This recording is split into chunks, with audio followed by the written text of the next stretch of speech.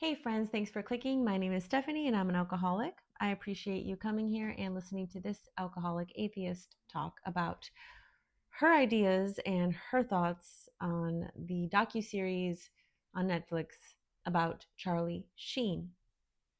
So usually I'm studying the big book of Alcoholics Anonymous with you, talking about how I implement the steps and incorporate the steps into my life to maintain that abstinence from alcohol. And that's what I really like to talk about, is because alcohol has this excessive insidiousness in our society. And I truly believe that our abstinence from that will help a lot of the other pains, addictions, and suffering that we all experience, humankind. And so today, instead of reading and studying the big book with you, I am grateful to be here to just talk about my thoughts about the docu-series and where I'm coming from and what I thought of Charlie Sheen's experience and what he shared there. I do know that I have not put my thoughts in any particular order. I do also want to disclose that I have personally met Corey Feldman and have spoken to him one time at a party for on and off for a few hours. And that's full disclosure. That's my only connection with him. I did meet him at a sober mutual friend's home in a small little gathering for someone's birthday party a few years ago during the COVID pandemic lockdown slash let's figure out how to still meet up with close friends with masks and be safe, especially with the sober friends there. I was trying to not drink during the quarantine lockup, and that was extremely difficult. And so I used the Zoom meetings of AA online, met some people online, and then met up in person, and was able to form a support group of friends. And in that support group, through someone else, I did meet Corey Feldman and spoke to him just about random little sobriety things, a little bit of trauma, a little bit of abuse. He was really nice, and that's my meeting with him. I took a selfie with him, and I will include it right here in the video. And that's full disclosure. I could call him right now if I wanted to. I'm one phone call away from getting his phone number, someone that I'm still in touch with in the program. And so, I'm not here to talk about whose accusations of what are true and not. My experience with Corey Feldman was he was kind, he was nice, he was respectful, but I also only spent one evening chatting with him in a social setting. So I never worked one-on-one with him. I was never in a deep relationship with him, and I never went to continuous get-togethers with him. With that said, I watched the Charlie Sheen docu-series, and one sec. I didn't realize that Corey Feldman's name was going to come up in that. And in my recovery, I have to be very careful of triggers. I will be watching things sometimes, and the person who slipped me a Mickey and assaulted me in January of 2020, that of which got me into the rooms of AA and got me sober, yes, that person will sometimes come up on the television or come up on social media, and I will be triggered, meaning I'll have an anxiety attack. An anxiety attack, let's get it clear, is under 30 minutes long. A panic attack has to last 30 minutes or longer. An anxiety attack would be a mini panic attack. An anxiety attack is you have to stop, you have to catch your breath, you're hyperventilating, you're in your head, you feel an impending doom, you can't get a hold of yourself. Sometimes you're sweaty, sometimes you're clammy, sometimes you feel nauseous, and it depends on who you are, your trauma, and what the trigger is, and where you are that day at that time. That's what depicts how you will react. So we're all at a different place in our recovery, and we're all at a different place in the day whenever we receive a trigger. So sometimes it's triggering to watch these docu-series about celebrities, especially because it's so close to the people I know here in Hollywood. I've either met them or met one person who has met them. I'm always 2 degrees of separation from any celebrity. Throw in the comments if you can think of any celebrity, and I will try to find how many degrees of separation I am to them based on who, like the 6 degrees of Kevin Bacon. I can do the two degrees of Stephanie's by sheer numbers of people I've met, worked for in this town and in New York, and just how many people have other work. Like you could just put the web together so easily. So that's really cool. If you have somebody that you can think of, put them in there, and I'll try to find the 2 degrees of Stephanie's. Um, with that said, there's a lot of triggers, and I'm always managing them. And this one I could manage for some reason. The day that I watched it, it was okay for me. So I will just get going on my thoughts on the docuseries. This is what I thought. What else did I think? I do think that he bonded with Martin Sheen over baseball a lot. And I think that is interesting because to me, baseball was never anything I bonded with anyone over. It's a sport that I find quite boring. When it is fun, it's really fun. And I did love the movie A League of Their Own. But honestly, baseball, it's more about the nostalgia, the ritual, the eating the hot dogs with your dad and hanging out more than it is, I think, the sport. And that was sweet that he bonded with his father over baseball. And I have to empathize with someone who was born to a famous parent. I had my struggles being a nobody in Detroit.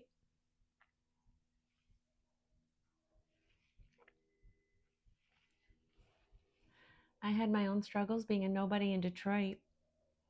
But someone who's born to someone who's famous and rich has their own struggle as well. And it's not any worse or better than mine. And I have to empathize with Charlie Sheen as a child, not having his father around. When he did have him around, it was probably for a baseball game, and his dad was probably drinking. And there was money, so he got what he needed financially, but did he ever really feel loved? I don't know.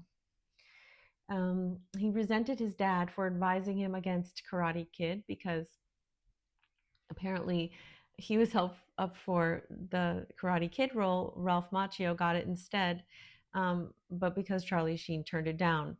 Charlie Sheen had made an obligation with another job elsewhere. He consulted with Martin Sheen on it, his father, and his father said, "Well, your word is your word. You can't ever burn a bridge, so you have to keep the job. You have to turn down Karate Kid."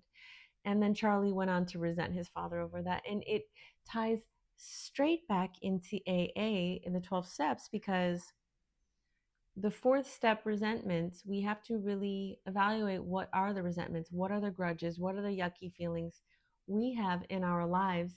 And it's clear in hindsight that poor Charlie resented his father for that career advisement that he felt really sent him in a wrong direction. And at the time, he didn't deal with that resentment. It was a feeling that he buried. And so, thus, drug abuse. So he found his higher power, basically, is what he explained during a basketball game with Michael Jordan.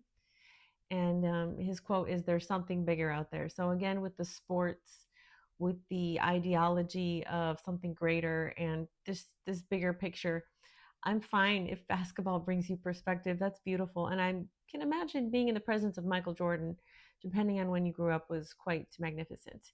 And I thought that was quite interesting that he really talked about baseball and basketball being 2 points of his life that he really bonded with his father and found his higher power. I'm referring to my notes here, pardon me. So Charlie's brother Emilio Estevez and his father Martin Sheen did not participate in this docu-series, and I just found that interesting. The way he talks about it, Charlie does, refers to it when referenced by the producer. He sounds disappointed. He says he understands, but he really sounds disappointed. And I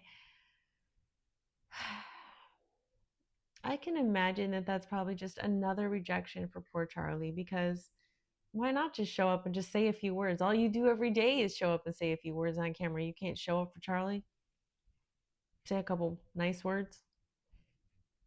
Anyway, perpetuating that. I know people have to have their boundaries, but I don't know. I don't know, but that hurt my heart because I could see it pained him. And he seems to have been sober for a while now, but we'll see. Um,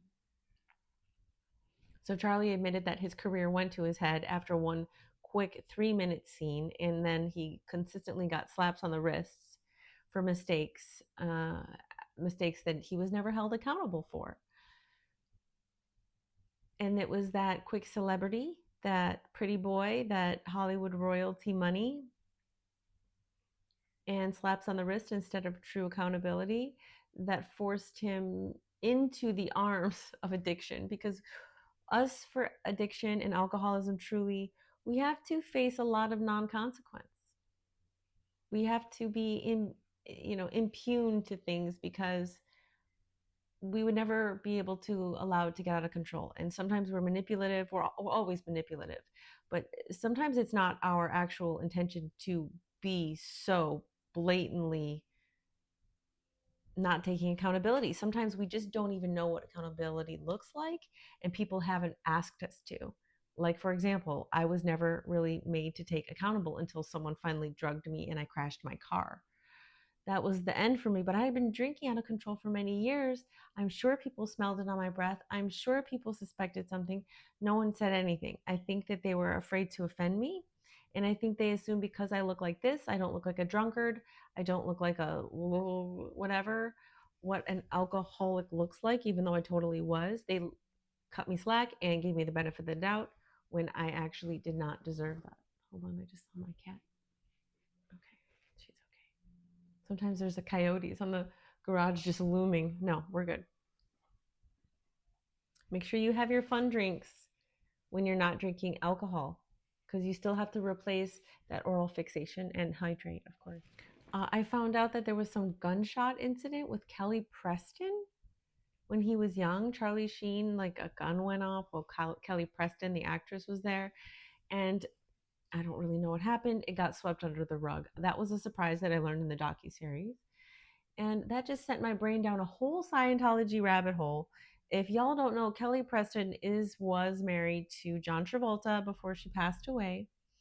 Her and her son, Jet, with two T's, they both passed away with what, in hindsight, seemingly could have been preventable medical controllable issues like epilepsy for Jet. And I'm not sure what Kelly Preston was. I believe it was a stroke or a heart attack, something where she ignored symptoms because Scientologists don't really believe in medicine, which is crazy. So she passed away early and Jet passed away, but Charlie Sheen has a connection with Kelly Preston and Scientology right there. So that was interesting.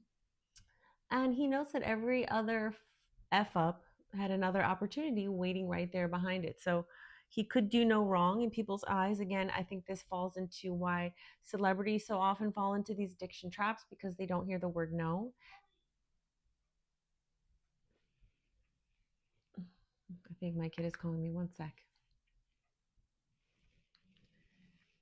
So, if you continually get opportunities, even though you keep messing up, you will again be pushed into the arms of addiction. I think this is pretty obvious. Um, and then he's told how he had celebrated his 1 year of not drinking with a can of Foster's beer. He had opened the fridge. It looked so beautiful in the light of the fridge. It was hot out, and the steam of the cold was coming out, and it just looked like a beautiful picture. And he couldn't resist, but he just celebrated that 1 year with a drink. And it reminds me of when I celebrated my 7 months with a drink. I totally self-sabotaged just to celebrate, and so I can understand that completely. And I think that that just proves, when he had that first year, he saw that drink and he's like, great, I made it a year, let me drink. That wouldn't have probably happened as easily, as quickly, as flippantly if there was a plan of recovery in place.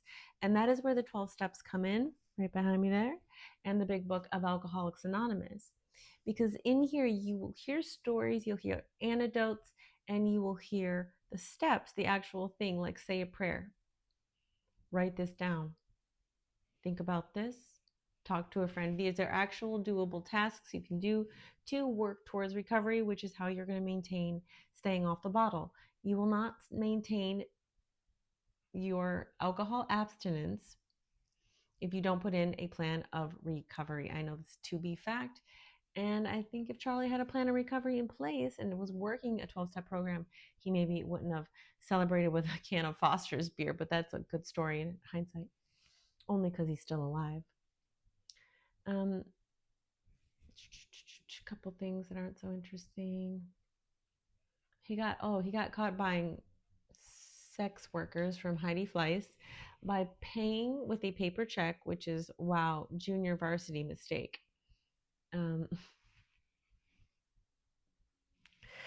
A paper check. Yeah. And then she did time for tax evasion, and he did nothing for that. He got no punishment, no negative consequence. Um, he ended up getting an 18-hour nosebleed from too much cocaine. That's what he said, but no actual punitive damages, which I'm not, I don't think there should be punitive damage for consenting adult sex work. Truly, I think it should be legal, and I think it should be safe, and I think it should be easily taxed and respected as a necessary thing. That will send me on a tangent here about the oppression of sexuality in this country and why these men are so gosh darn angry with their guns. Let me stand up on my little soapbox here, real quick. The gun is a true representation of a man's Johnson, his member, right? It truly is. I mean, of course, us women can really, we can get into our masculine and we can really hold a firearm. But all these shootings, most of them, 99.9% of them happen with male violent offenders. And so I think it comes down to the Christianity and the oppression, that sexual oppression that is brought about in Christianity, and this idea that sexual abstinence is somehow a good thing, a moral thing, a wonderful thing when you're young, and that it should be somehow supported, which I disagree with. I think that we have a lot of repressed men. We have a lot of angry men because a lot of people have grown up thinking it is shameful to do this, this, and that. So they have all these secrets, they have all these desires they can't live out, they can't be honest. Boys can't cry, all of these silly little stories that we teach them that are not actually serving them or society as a whole. And I do believe that it's clear in sex work that we should be more accepting of it because these men are too angry. They're just too angry. The women who are serving the elder men of our society, and you better believe, whatever city you live in, if you live in a big city or a little city, especially in the big city like I do, I know it because I've been part of the fabric of it. There are women who are doing the front line God's work, helping these elder fellows stay sane, stay satisfied, stay fulfilled, if you know what I'm saying. Some call them sugar daddies, others call them boyfriends, others call them gigs, johns, whatever you want to call them. People have arrangements. And I'm tired of the shame of it. I wish people accepted it more. More old men need hugs and hand jobs. It's just the facts. Drop in the comments if you believe that more old men need hugs and hand jobs. And if we could even put these sex workers on payroll for care facilities to come in and do a round. I know it sounds crazy, but there is an oppression that's problematic. And I see it in the gun violence, and I see it in the angry men and the alcohol use and abuse. Moving on. Thank you for listening to my rant. He told how he had put an ice cube in his booty during a scene he was shooting because he was so hungover from drugs and alcohol from days of partying. He had to get through the scene, so he stuck an ice cube in his booty to stay awake. And if then he shows a clip of the scene. I'm not going to show any of it here. I contemplated, but all that extra editing work is not worth it to then be copyright striked, and who knows how that works. I don't need to deal with it. So you can go watch it yourself. Yes. So that's kind of funny. I've never put an ice cube in my booty hole. Like, not to stay awake. I probably did it for some sort of sexual fun, but never any stay awake after a hangover. So when he's talking about this toxic masculinity, this shame of humanity was so obvious because so he's talking about his first time trying crack. He smoked crack, and this sex worker gave him a BJ while he was getting high. And so it was the most amazing feeling of his life. He recounts that, and then he later explains that she died of a drug overdose. And while he's retelling the story to the producer, he kind of cracks up, or his voice cracks a little, and he gets a little choked up. And he says, don't you think I'm a sissy? I'm not a sissy or anything. And he does this little shrug off, calling himself a sissy, trying to pretend like he doesn't have feelings. or that it's not okay that he felt sad for a second talking about a person who had passed away that he cared about. And that was a beautiful representation of the toxic masculinity where we don't allow our sons and our boys and our brothers to express sadness, sensitivity, humanity, civility, tears without calling him a sissy. He called himself a sissy. So if that's what Charlie says in front of us in this documentary, what does he say to himself when he's not around us? The man is still broken. I hope he's okay today, but he still has really negative self-talk, and I can only tell that because I hear what he says to himself about himself when he's talking to us on camera. And that's a side note. It's in my list, but I'll tell you now because I'm remembering now. This docu-series was produced and funded by a different person.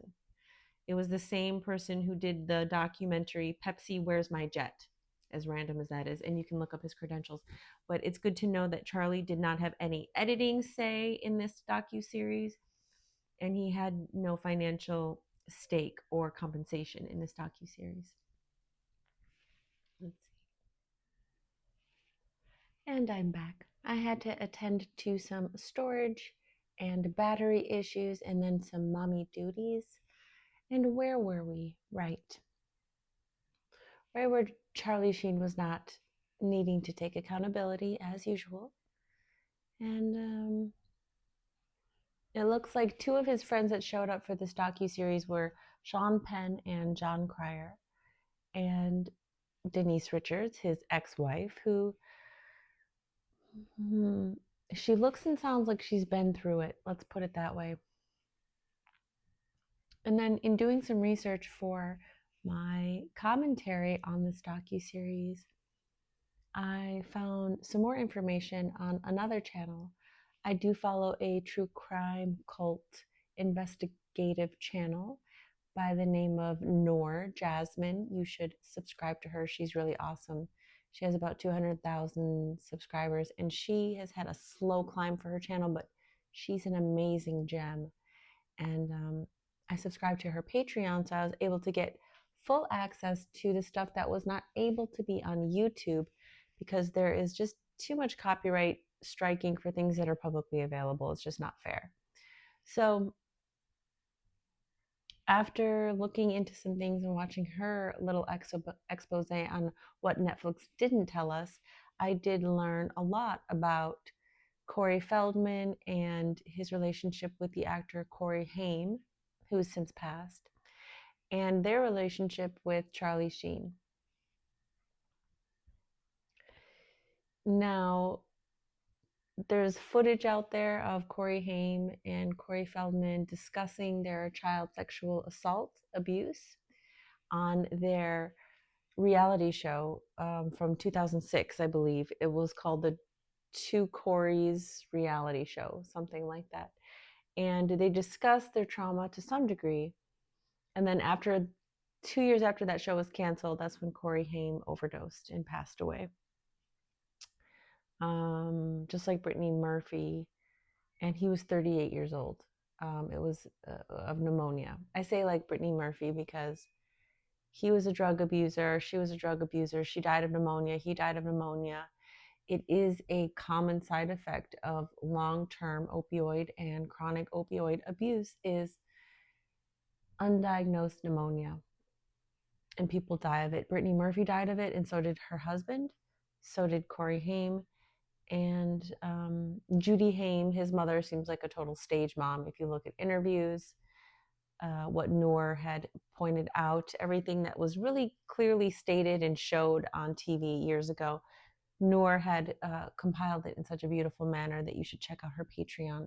Noor Jasmine is her name if you want more on the Corey Haim and Corey Feldman parts of the Charlie Sheen story, or at least the conspiracy theories. I have no opinion on it because I have no more facts than you have.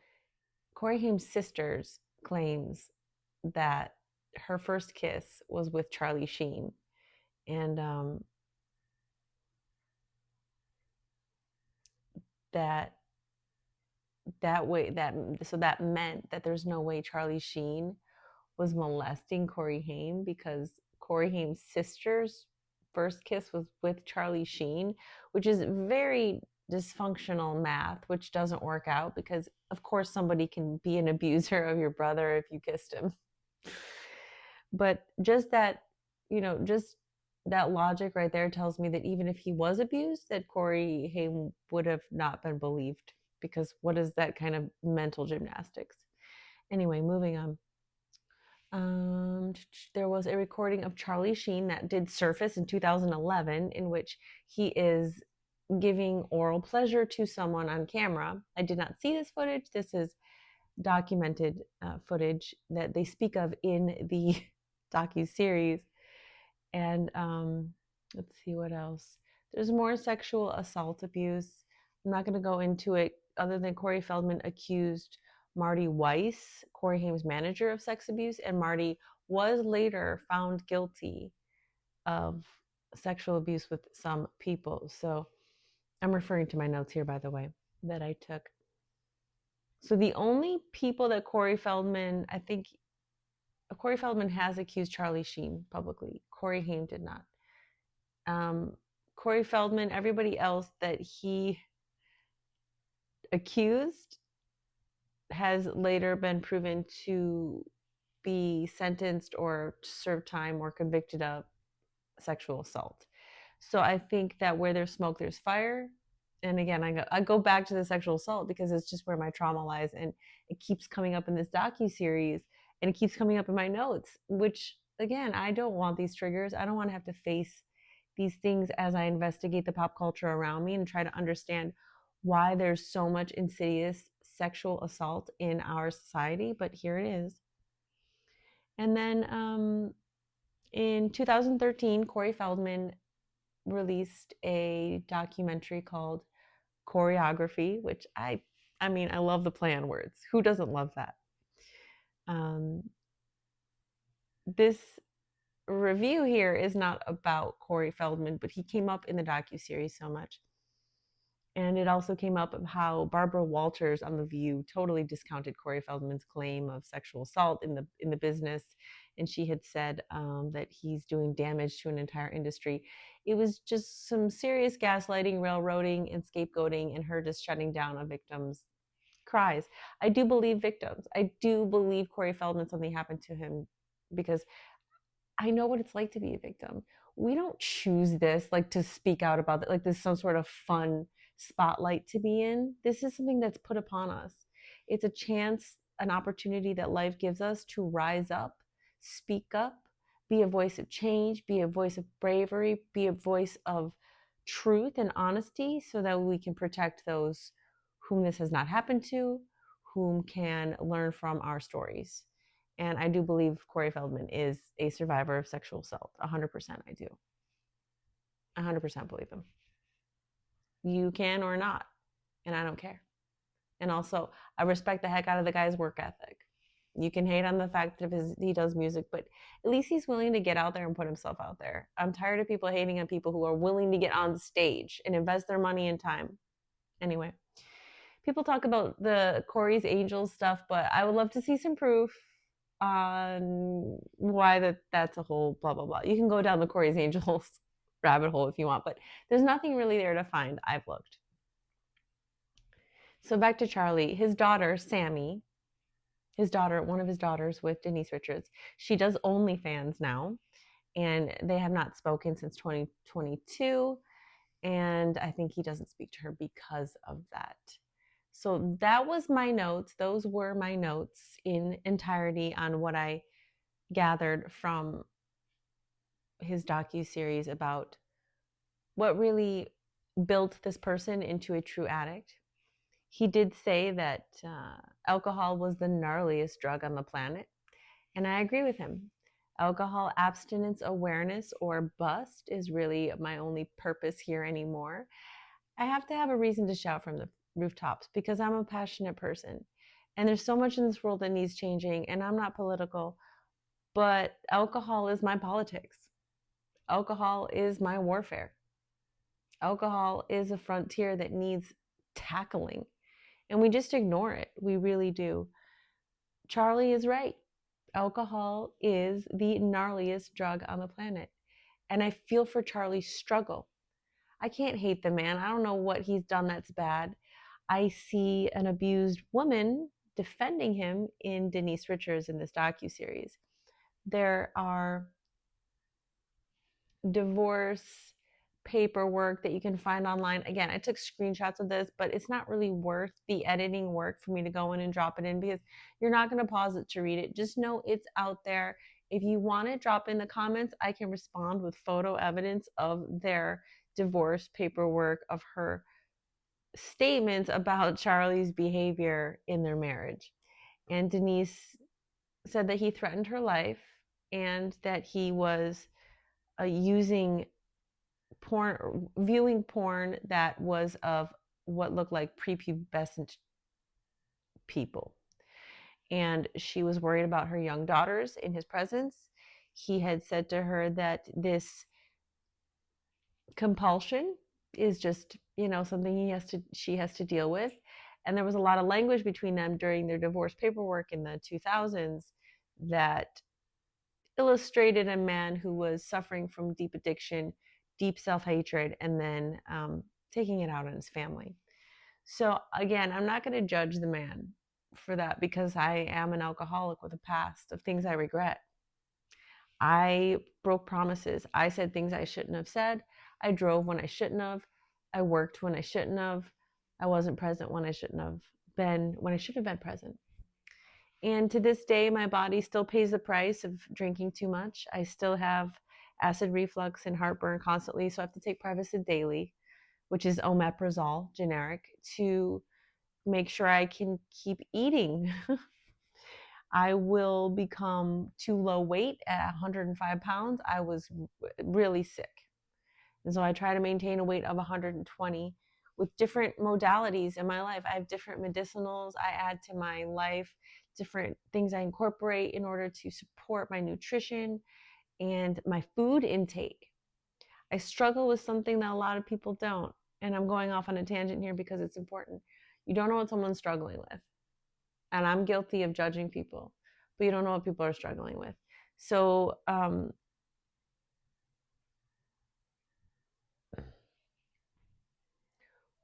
I'm in the business of harm reduction at this point in my life. And when you reach a certain level of wisdom and rock bottom, you know that 12 steps to the top, you are not a perfect person. Just because you're in recovery and you feel better and you are not breaking yourself down and you might become more spiritual, that doesn't mean you're hugging trees and telling everyone that they're wonderful and you're sweet all the time. Sometimes you're harsh to people, because sometimes the harsh truth needs to be said harshly. We cannot wrap everything in a bow, because that's not when change happens. So pain and change, they go hand in hand. Now, I'm not saying no pain, no gain. I'm saying pain is inevitable. And your job is to take that and use it to your best ability, to evolve with that discomfort, evolve and learn. And I call myself Silver Lining Stephanie, because I have taken the things that I have felt deeply as hurt, pain, suffering, and disappointment. And I found a way to overcome them by rising above and making change. And it's not easy, it's hard, and there's a lot of crying. I cry every day of my life. I'm still dealing with the emotional trauma of the last drugging and assaulting from my boss in January of 2020. I still deal with the triggers from that. I still deal with the emotional baggage.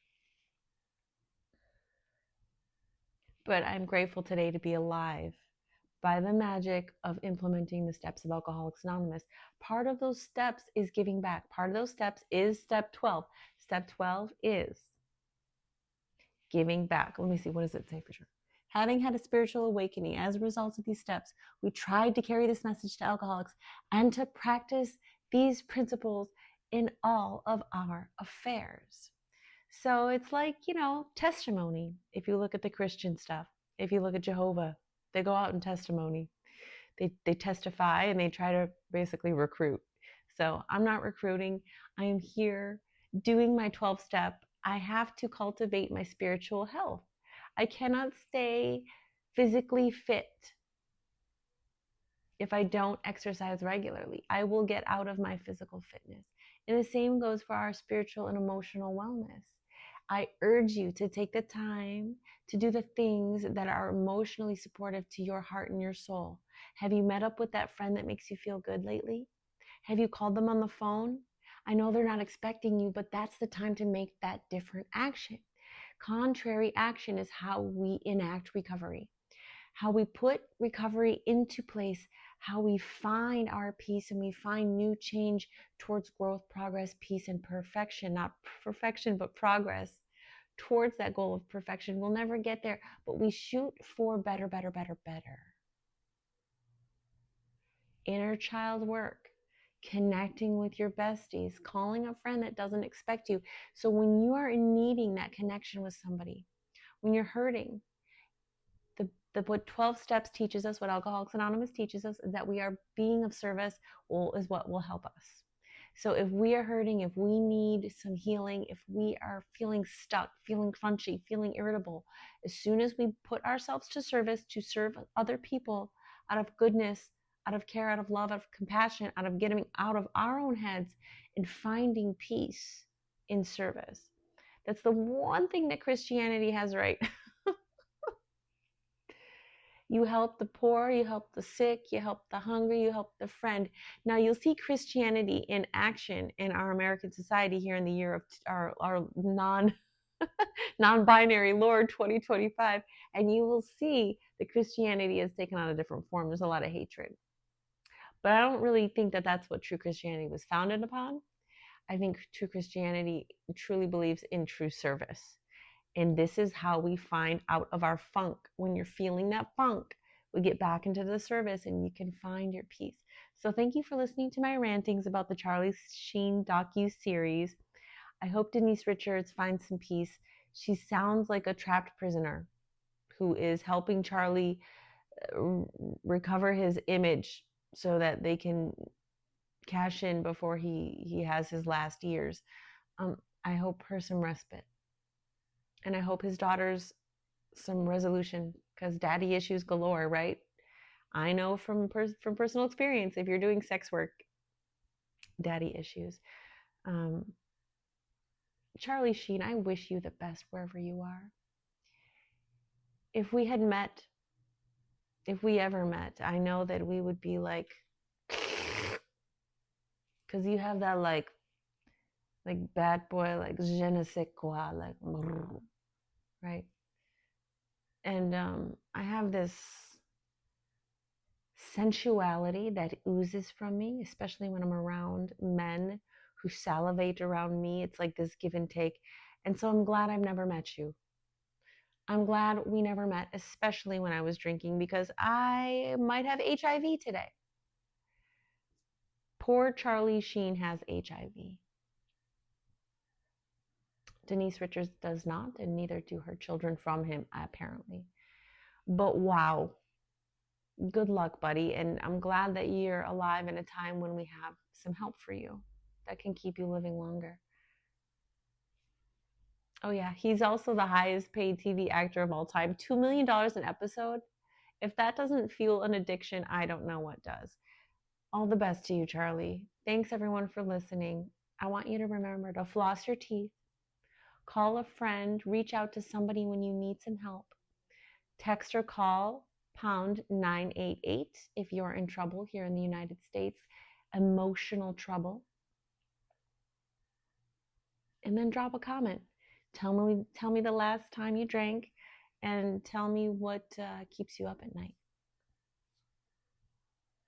Let's see, what keeps me up at night? Nothing anymore. I sleep like a baby because those are in here and I do them. So, no drinking. Keep smiling. I love you. I'm so glad you're here. Namaste.